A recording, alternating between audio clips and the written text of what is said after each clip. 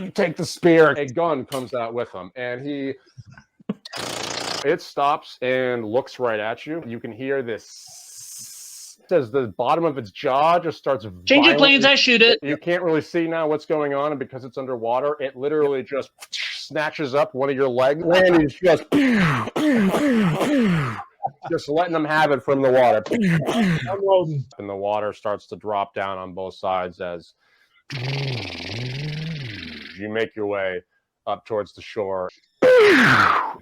Settle into your chair. Beep, beep, beep. Start pulling levers. As this dirt bike, it flies away, and then 5 damage.